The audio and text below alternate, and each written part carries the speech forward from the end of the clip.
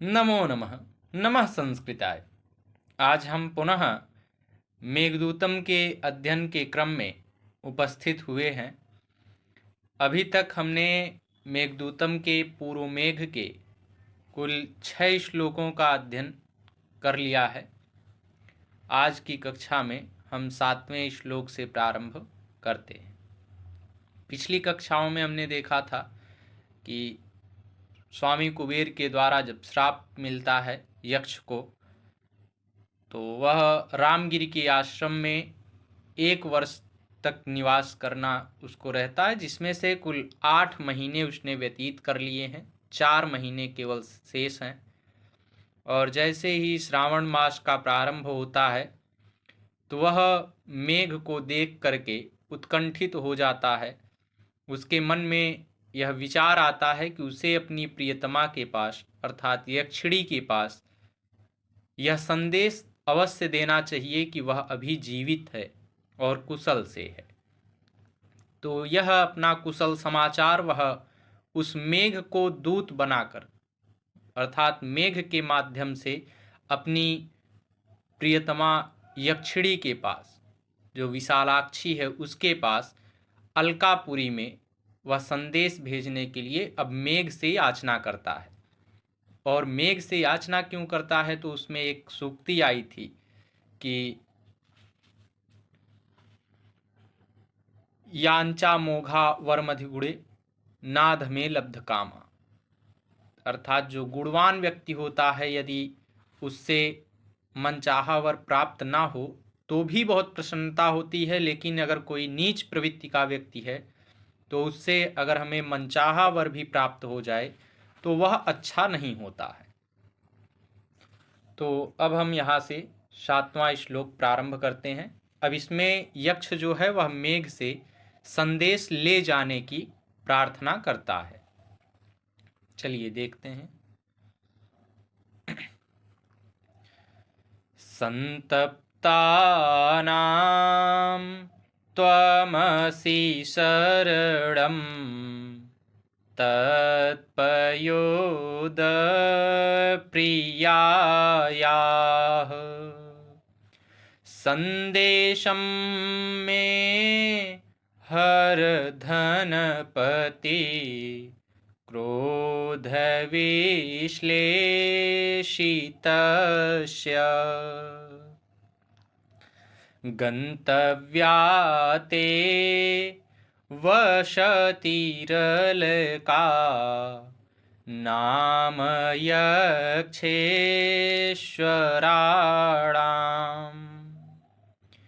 बाह्योद्यान स्थितिति Hershey रश्चन्द्रिकाधौतहर्म्या। पुनः एक बार चौथा चरण देखते हैं, थोड़ा सा त्रुटि हो गई। बाह्योद्यान स्थितहर्षिरश् चंद्रिकाधौतहर्म्या। देखिए, यह मंदाक्रांता छंद है, तो इसमें हमेशा उच्चारण करते समय हमें यह ध्यान रखना है कि पहली यति 4 पर होनी चाहिए, दूसरी यति 6 पर और फिर 7 पर अर्थात चरण के अंत में। तो यह क्रम अवश्य याद रखिएगा, नहीं तो छंद भंग हो जाता है। चलिए इसका अन्वय देखते हैं। पयोद त्वं संतप्तानां शरणम् असि तत् धनपति क्रोध विश्लेषितस्य मे संदेशं प्रियायाः हर ते बाह्योद्यान स्थित हर शिरश्चंद्रिका धौत हर्म्या अलकानां यक्षेश्वराणां वसतिः गंतव्या। इसका शाब्दिक अर्थ देखते हैं। संतप्तानाम अर्थात संताप युक्तों के, शरणम अर्थात रक्षक, धनपति क्रोध विश्लेषितस्य अर्थात कुबेर के क्रोध से पत्नी से वियुक्त किए गए, प्रियायाः अर्थात प्रिया के पास, हर अर्थात पहुंचा दो, बाह्योद्यान स्थित अर्थात बाहरी उपवन में स्थित हर शिरस चंद्रिका धौत हरम्या। देखिए यहाँ पर हर शब्द 2 बार आया है, लेकिन एक बार हर का अर्थ पहुँचा दो और दूसरी बार हर का अर्थ भगवान शिव से लिया गया है, तो यह थोड़ा सा ध्यान में रखिएगा। हर शिरस चंद्रिका धौत हरम्या अर्थात शिव जी के सिर पर स्थित चंद्रिका के कारण धवलित भवनों वाली अलका नाम अर्थात अलका नाम वाली यक्षेश्वराणाम अर्थात ऐश्वर्य संपन्न अथवा यक्षेश्वरों की वसति अर्थात निवास स्थान गंतव्याः मंजिल होगी। पुनः एक बार श्लोक को देखते हैं। संतप्तानां त्वमसि शरणं तत्पयोदप्रियायाः संदेशं मे हर धनपते क्रोधविश्लेषितस्य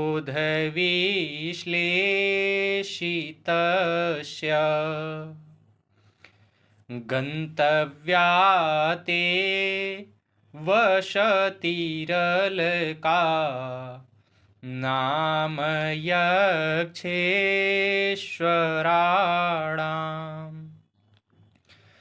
बाह्योद्यान स्थितहरशिरश्चन्द्रिका धौतहर्म्या।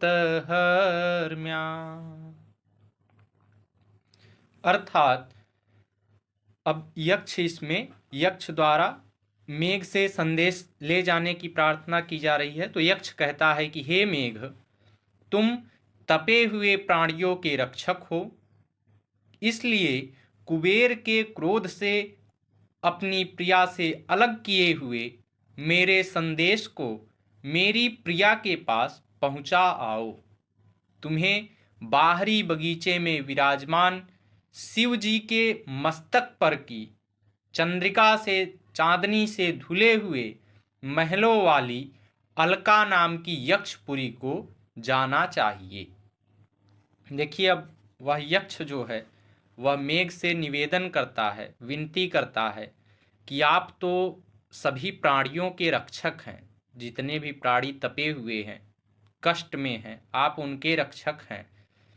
और मेरी स्थिति ऐसी है कि मुझे मेरे स्वामी के द्वारा श्राप मिला है, जिस श्राप के कारण मैं अपनी प्रिया से, अपनी पत्नी से अर्थात विशालाक्षी से दूर हूँ, वियुक्त हूँ।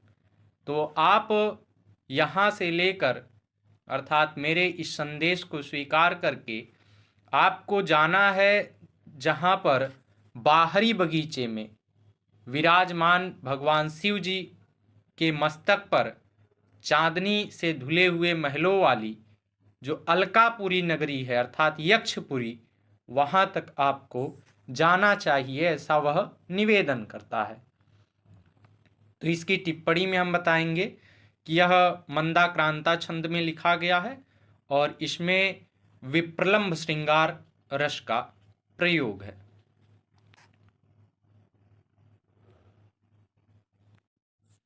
अब इस 8वें श्लोक में बताया गया है कि जब बादल आते हैं अर्थात जब बादल आकाश में उमड़ते हैं तो उस समय विरहिणियों की क्या स्थिति होती है, अर्थात जो विरहिणियों की उत्सुकता होती है, जो स्त्रियों की उत्सुकता होती है, उसके विषय में इसमें बताते हैं।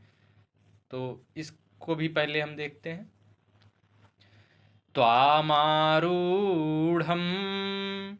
पवन पदवी मुद्गृहीतालकान्ताः प्रेक्षिष्यन्ते पथिकवनिताः प्रत्ययादाश्वसत्यः कः सनद्धे विरह विधुरां त्वय्युपेक्षेत जायाम् न स्यादन्योऽप्यहमिव जनो यः पराधीनवृत्तिः।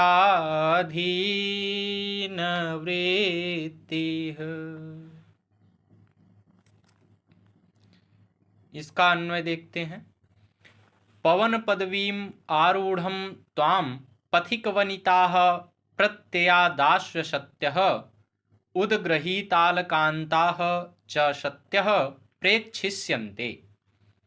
त्वयि सन्नद्धे विरहविधुरां जायाम् अन्य अपि कः जनः उपेक्षेत् यः अहम् इव पराधीनवृत्तिः न स्यात्। इसका शाब्दिक अर्थ देखते हैं। पवन पदवीम अर्थात आकाश मार्ग पर, आरूढ़म अर्थात चढ़े हुए, पथिक वनिताः अर्थात पथिकों की स्त्रियां, प्रत्ययात अर्थात पति के शीघ्र आगमन के विश्वास से, आश्वसत्य अर्थात आश्वस्त होकर,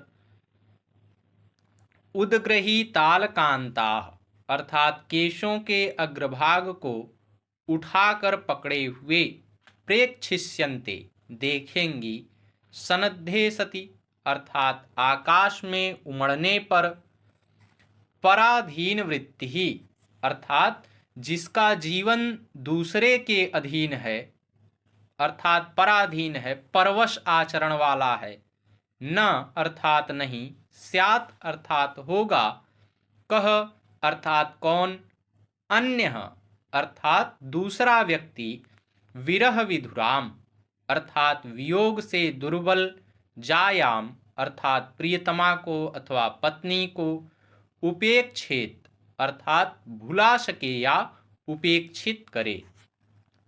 पुनः एक बार श्लोक को देखते हैं।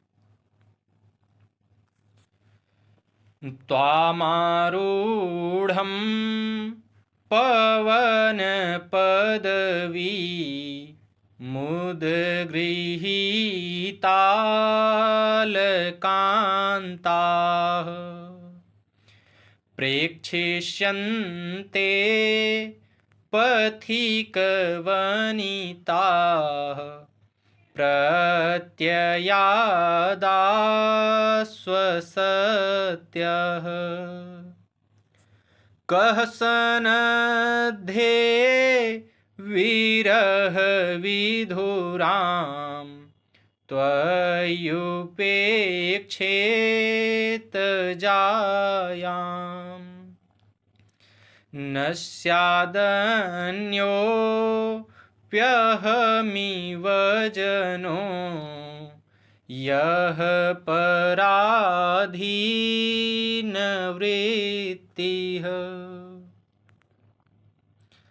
अर्थात अब इसमें बताते हैं कि जो विरहिणियों की उत्सुकता है वह कैसी है। तो कहते हैं कि वायु के मार्ग पर चढ़े हुए अर्थात आकाश में व्याप्त तुम्हें पथिकों की रमणियां विश्वास से ढाढ़स बांधते हुए तथा बालों को ऊपर उठाते हुए देखेंगी, क्योंकि तुम्हारे छा जाने पर विरह से व्याकुल पत्नी की उपेक्षा क्या दूसरा भी कोई व्यक्ति कर सकता है जो मेरी तरह पराधीन वृत्ति वाला न हो या पराधीन जीवन वाला न हो। देखिए अब इस श्लोक में बताते हैं कि जो स्त्रियां हैं, पथिकों की जो रमणीयां हैं, रमणीय स्त्रियां हैं अर्थात सुंदर स्त्रियां हैं, वह जब आकाश में तुम्हें देखती हैं तो ढाढ़स अर्थात साहस बांध करके ऐसे बालों को ऊपर उठा करके तुम्हारी तरफ ध्यान से देखती हैं। क्यों? क्योंकि उन्हें ऐसा प्रतीत होता है कि यह वह समय आ गया है जब उनका प्रियतम उनसे मिलने आएगा।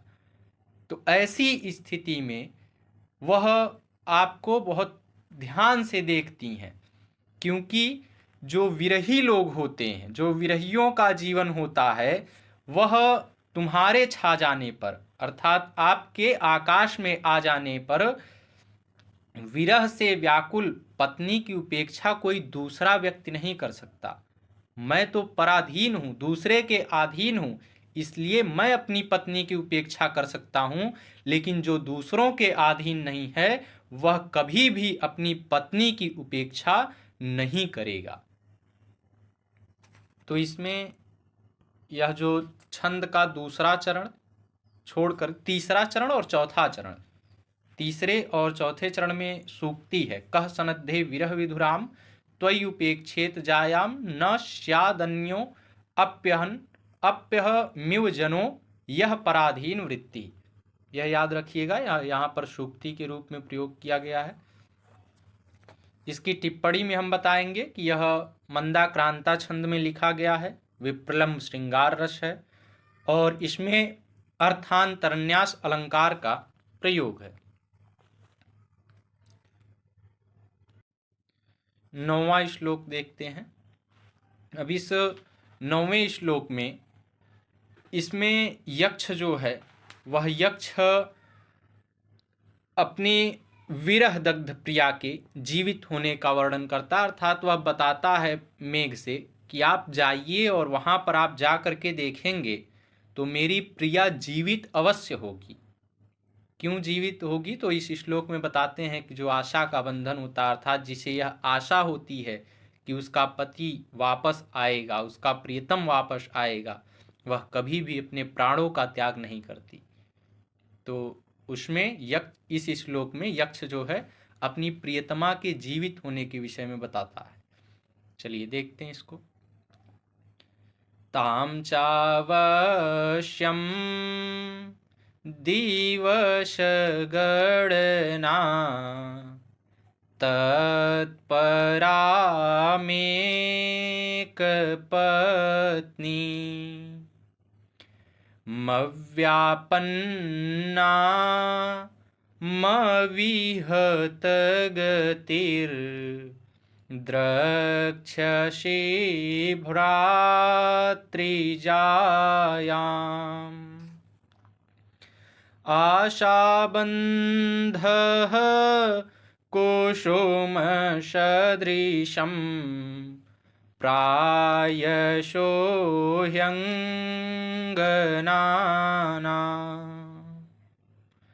सद्यः पाति प्रणयिहृदयं विप्रयोगे रुणद्धि। इसका अन्वय है अविहत गति सन दिवस गणना तत्पराम ताम एक पत्नीम भ्रातृजायाम अवश्यम अव्यापन्नाम द्रक्ष्यसि आशाबंधः कुसुम सदृशम सद्यः पाति अंगनानां प्रणय हृदयम विप्रयोगे प्रायशो रुणधि। इसका शाब्दिक अर्थ है अविहत गति अर्थात बिना रुके जाने वाला, दिवस गणना तत्पराम अर्थात विरह के अवशिष्ट दिनों के गिनने में तत्पर अर्थात लगे हुए, एक पत्नी जिसका एक ही पति हो अर्थात पतिव्रता स्त्री, भ्रातृजायाम अर्थात भाई की पत्नी भौजाई, अव्यापन्नाम अर्थात व्यापन्नाम व्यापन्न व्यापन्न अर्थात मृत नहीं अर्थात जीवित, द्रक्ष्यसि अर्थात देखोगे, आशाबंधः आशा का बंधन अथवा आशा रूपी बंधन, कुसुम सदृशम फूल के समान, सद्यपात अर्थात तत्क्षण नष्ट हो जाने वाला, शीघ्र नष्ट हो जाने वाला, तुरंत समाप्त हो जाने वाला, अंगना नाम अच्छे अंगों वाली स्त्रियों अथवा सुंदरियों का, प्रणय अर्थात प्रेमी या प्रेम कातर, प्रायशः बहुधा, रुणधि अर्थात थामे रहता है, रोके रहता है। पुनः एक बार श्लोक को देखते हैं। देखिए इसमें जो चरण छंद का तीसरा और चौथा चरण है, यह यहाँ पर सूक्ति है दोनों पंक्तियों में, तो इसको भी ध्यान में रखिएगा। तां चावश्यं दिवसगणना तत्परामेकपत्नी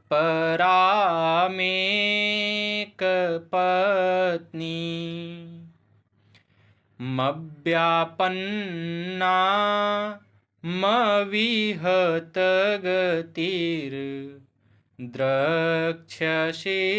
भ्रातृजायाम् आशाबन्धः कुसुमसदृशं प्रायशो ह्यङ्गनानाम्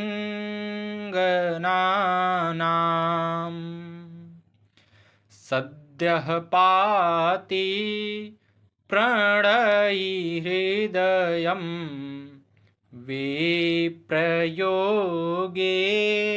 रुणद्धि।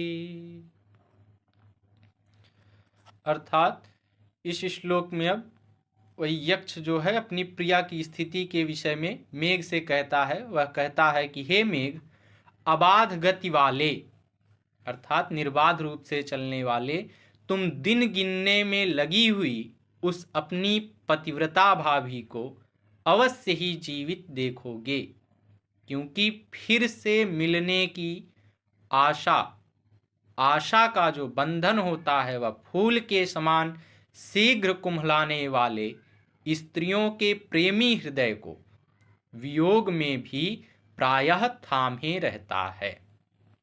देखिए, अब इस श्लोक में यक्ष जो है वह मेघ से अपनी प्रियतमा विशालाक्षी के विषय में बताता है। कहता है कि हे मेघ, आप तो अबाध गति वाले हैं, अर्थात निर्बाध रूप से चलने वाले हैं, कहीं रुकने वाले नहीं हैं। तो आप जा करके देखेंगे तो वहाँ पर दिन गिनने में लगी हुई, अर्थात वह दिन गिन रही होगी कि अब 8 महीने व्यतीत हो चुके हैं, केवल 4 मास शेष हैं मुझे अपने प्रियतम से मिलने में।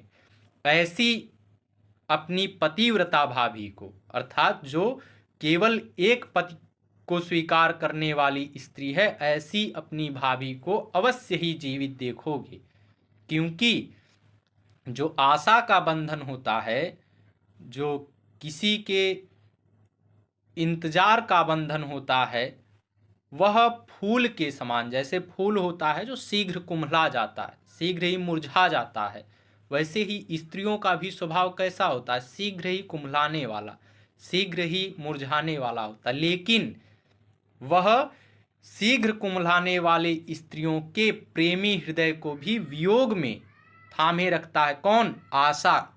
जो आशा होती है, एक उम्मीद होती है कि वह आएगा, यह क्या करता है, स्त्रियों के प्रेमी हृदय को वियोग की अवस्था में भी थामे रखता है, अर्थात उन्हें जीवित रखता है, उनका प्राणांत नहीं होने देता।